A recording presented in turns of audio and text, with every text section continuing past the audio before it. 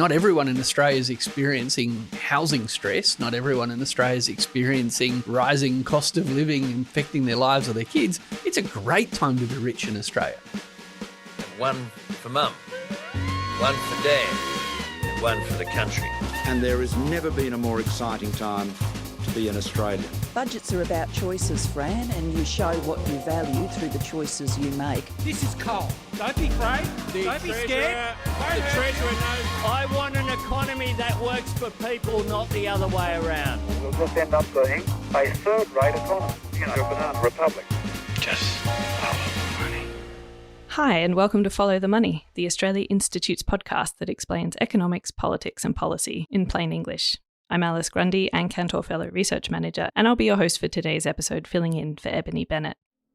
Australia is one of the wealthiest countries on the planet. Our economy is the 13th largest in the world, but inequality is on the rise. For decades, politicians have claimed that the only way to make Australia a more prosperous place is to give tax cuts to the highest earners and let the wealth trickle down. Australian families are now cutting back on essentials, with the cost of living hitting renters the hardest. Children are going out without medical care, while some families are using public bathrooms and living in darkness just to reduce their bills. The queue for breakfast at the Salvation Army in Gladstone is getting longer every month. We're looking at just 3 share houses out of 45,000 listings that are actually affordable to somebody who is on job seeker, and there are no homes at all that are affordable for people on the youth allowance. In 2024, most young people can't afford to buy a house, unemployment benefits aren't sufficient to survive, and parents are emptying their bank accounts at the supermarket checkout to feed their kids. But the good news is it doesn't have to be this way. Joining me today to talk about inequality, why it matters, and how to address the problem is our Executive Director Richard Dennis and our Senior Research Fellow Dave Richardson. Welcome, Dave. Thank you. Glad to be here. And welcome, Richard. Hey, Alice. So, Richard, why is it a bad thing for Australia's richest people to get richer? Aren't Gina Rinehart and Clive Palmer good for the economy? Well, it's great for them. Let's be clear. Not everyone in Australia is experiencing housing stress. Not everyone in Australia is experiencing rising cost of living affecting their lives or their kids. It's a great time to be rich in Australia. It's a great time. And of all the places in the world to be rich, Australia is a great place to be rich. Now, is that a good outcome? Well, that's a democratic question. Like, personally, I think that we'd be better off if Gina Rinehart was paying a lot more for the iron ore that we gave her, paying a lot more company tax, and a lot of other Australians were getting free dental care and, free health care and high quality public schools. But that's just me. So to be clear, I know you asked, is it good for the economy? I don't know, because as an economist, no one ever taught me what's good for the economy. I know what's good for Gina Rinehart. I know what's good for educational outcomes. I know what's good for inequality, but it's actually a democratic question.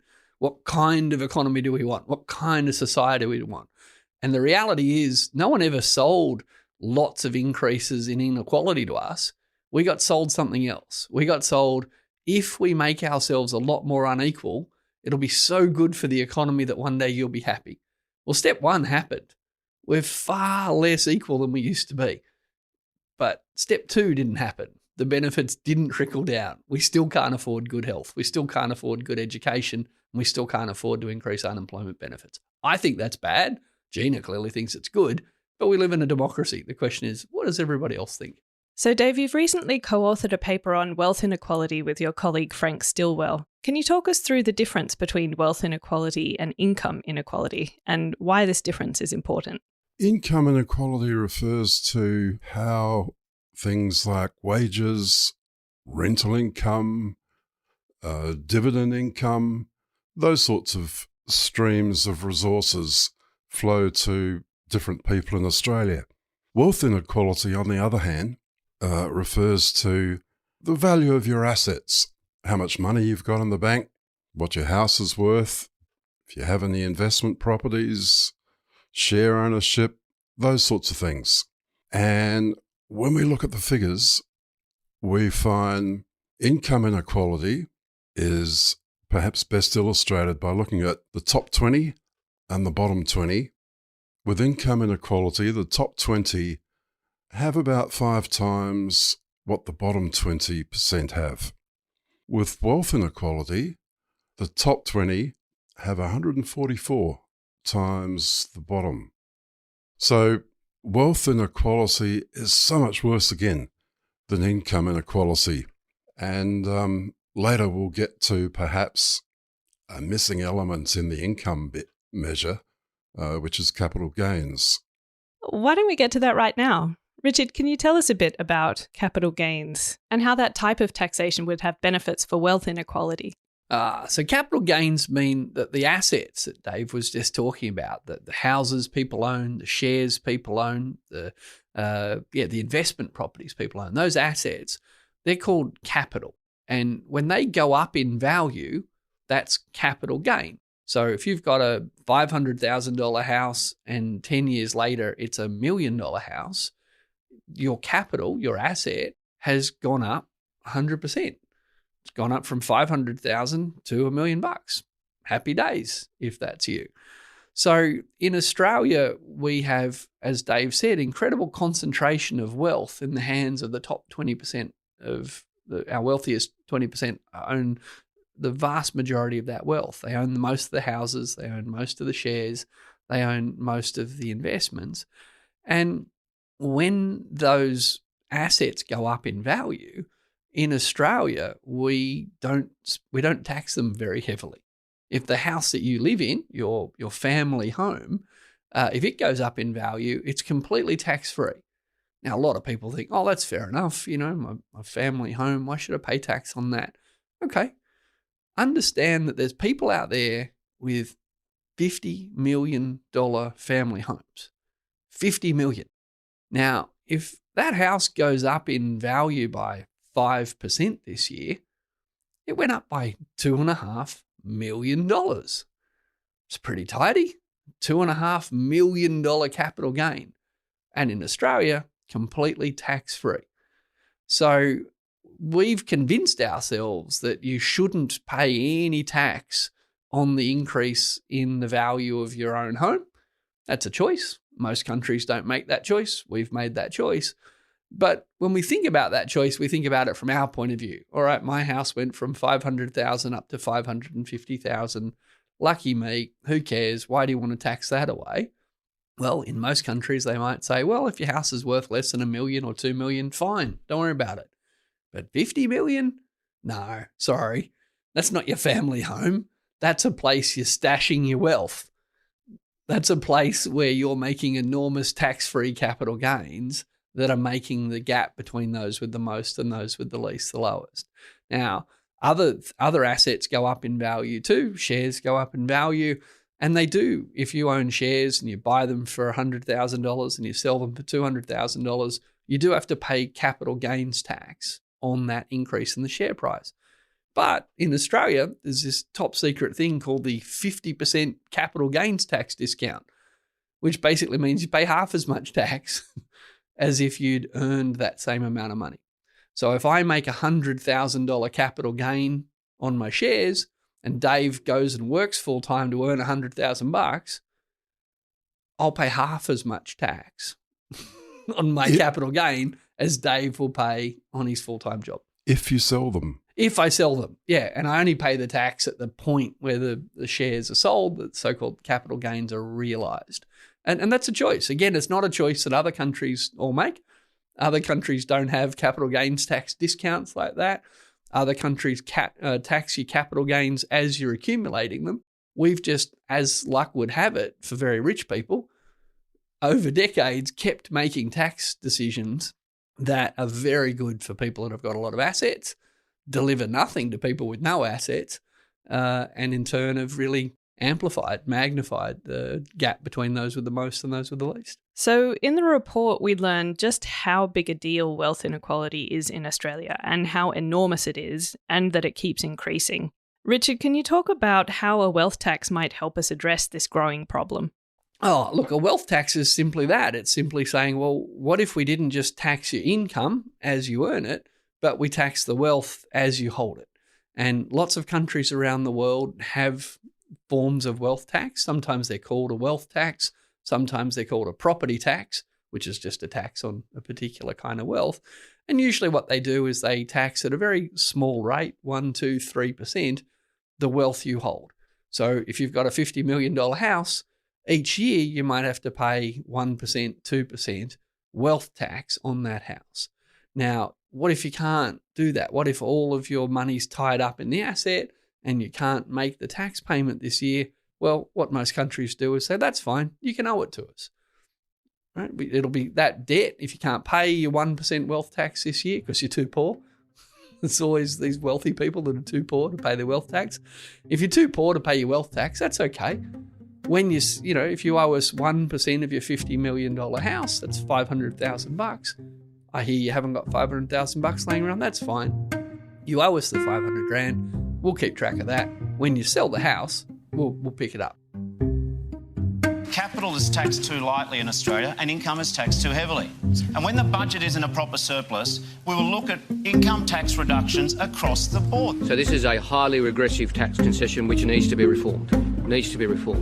If you get your income from, working in a factory or an office, you pay your marginal tax rate. We accept there should be some sort of a discount for capital gains, but the 50% discount, which was designed in a very different era, is no longer fit for purpose. It's another health pitch in Braddon, one of the few seats the Coalition is confident it can win, with a poll today suggesting a high number of retirees in the seat could vote against Labor's plans to scrap cash refunds on franked dividends. You'll have a Labor government that is going to steal the money from thousands of retirees, raiding their savings. The unlosable election lost. It is obvious that Labor will not be able to form the next government. And Labor went to the 2019 election proposing to reduce the capital gains tax discount, and they lost. Richard, what can we learn from this experience? Would it be silly for a party to try the same thing again when it went so badly last time? No, it wouldn't, because data, because truth, because while history might be written by the winners, the data's available for anyone that wants to go and look. In the lead up to the 2019 election, Labor promised to reduce the capital gains tax discount, to rein in negative gearing, and to change the treatment of dividends, so-called franking credit refund. And these were all good policies, and the Australia Institute had done a lot of research supporting all of them.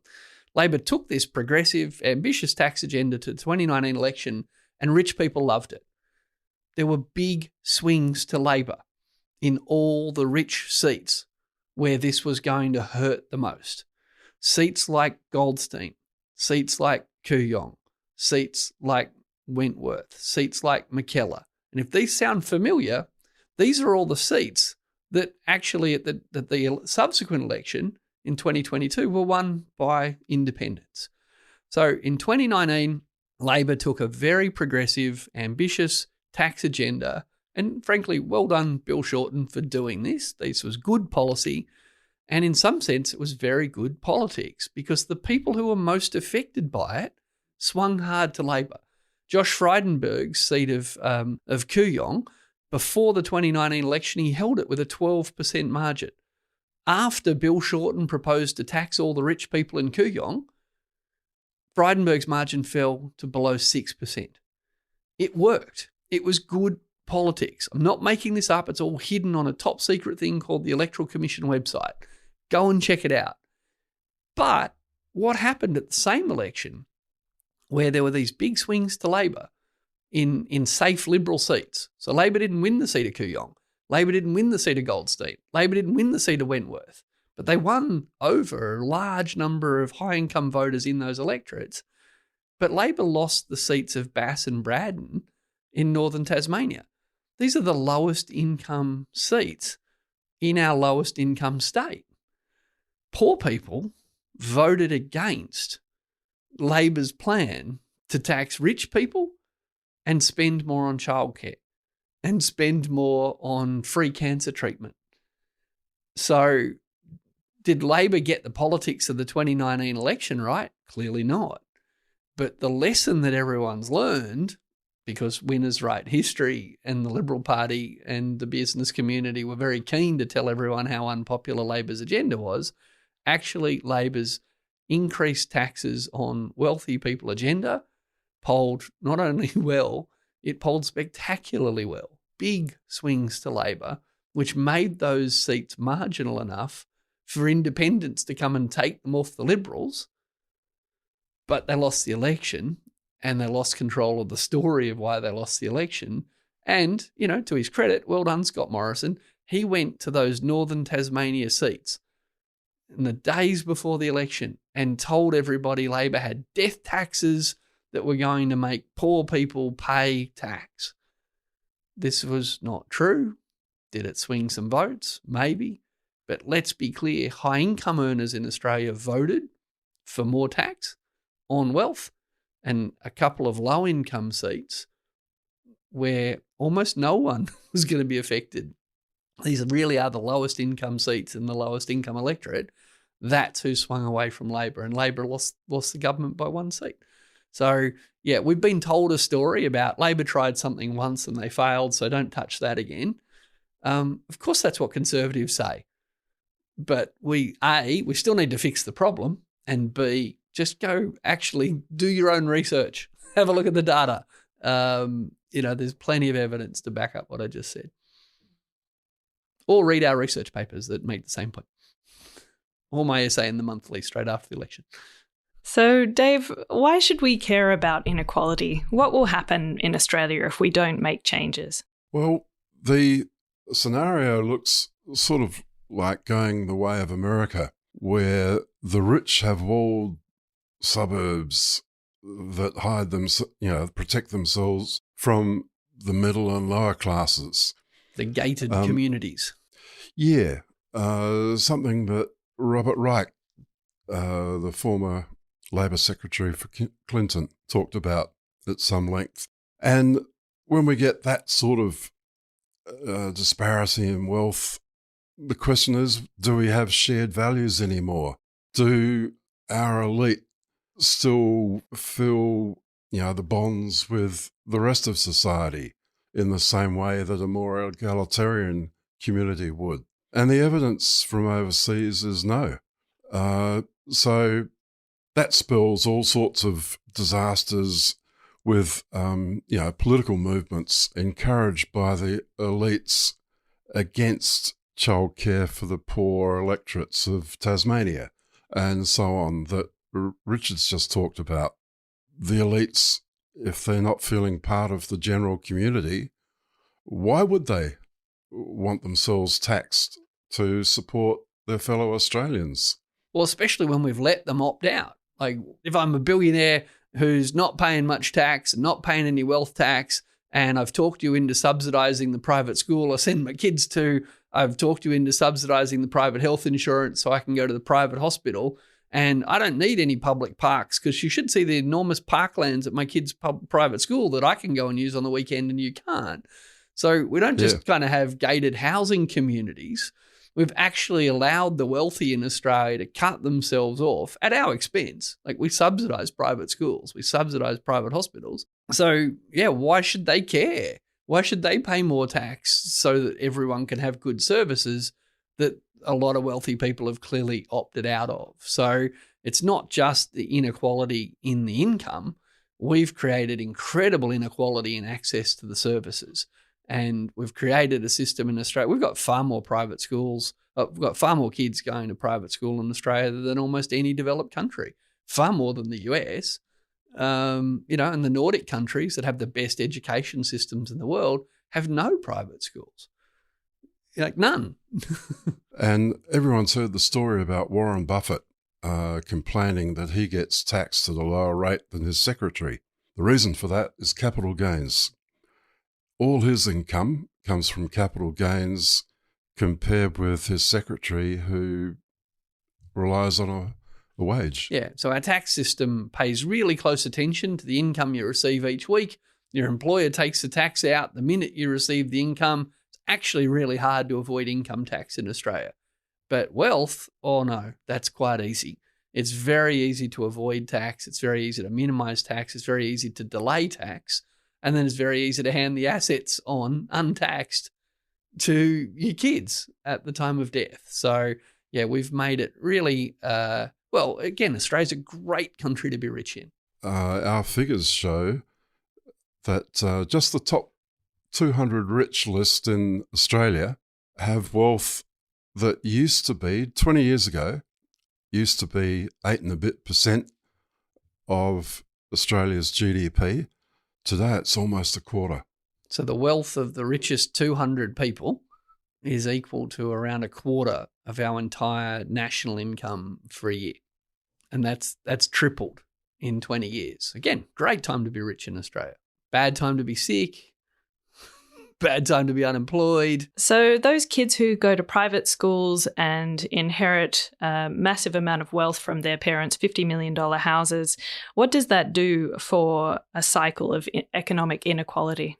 Oh, absolutely. It exacerbates it. And to be clear, this is the path we've chosen. We live in a democracy for 20 years, for 30 years, we've made decisions like this. We've made decisions to introduce the capital gains tax discount. We made decisions to get rid of wealth tax. We made decisions to introduce cash refunds for franking credit refunds. So we've made all these policy decisions that amplify inequality. And then we subsidise private schools that amplify inequality. And then we give, poor access to health for low-income earners and great access to health for high-income earners. And all of these things combine to increase inequality, which is exactly what the data's telling us. Like, we can't be surprised that the data says wealth inequality is getting a lot worse when all the big tax decisions we've made for decades make wealth inequality worse. You literally reap what you sow. We planted a lot of inequality seeds and we've grown a nice, big, juicy crop of inequality. So Joseph Stiglitz has just been touring around the country talking about inequality in America in particular. What kind of lessons do you think we can learn from his discussions of what's going on in Australia? Yeah, well, he also makes the point that increasing inequality is associated with the sort of social breakdown that we've been talking about. But also, the rich have more access to the political system, and they tended to become very good at lobbying for special breaks for their own companies, special tax concessions to the fellow wealth owners, all sorts of things like that, fiddling with the tax system and engineering political outcomes favourable to those elites. But also, Stiglitz talks a lot about the need for reform and the need to tax wealth. He doesn't go into specifics. I guess, he feels that's a political question best left to the country concerned, but certainly advocates, strong, fearless approach to inequality. An interesting thing that our research shows is that capital gains that go mainly to the rich and are very lowly taxed are now exceeding wage income in Australia. I find that a very remarkable thing. Just the capital gain, the annual increase in the stock of wealth that's overwhelmingly held by wealthiest Australians, the asset inflation, the prices of the stuff they own, the increase each year is greater than all of the wages earned by all of the workers. Capital gains is usually called passive income, sit-down money. And the sit-down money is now in Australia worth more than all of the workers doing all of the waged work. It's a radical change in our economy. Well, time for some change. Thanks for joining us on the show today, Dave and Richard. Thanks, Alice. Thank you. You can find Dave and Frank Stillwell's report on wealth inequality via the links in the show notes. We'd love to hear your thoughts on the show today. You can reach out to us via email at podcast@australiainstitute.org.au, or you can find us on Twitter @The Australia Institute, that's with an AUS. In 2024, the Australia Institute is celebrating its 30th anniversary as Australia's leading think tank. If you enjoy Follow the Money and the Australia Institute's research, please consider becoming a regular giver. You can do that for as little as $10 a month at australiainstitute.org.au. Our theme music is by Jonathan McFeet from Pulse and Thrum, with additional music from Blue Dot Sessions. I'm Alice Grundy. Thanks for listening.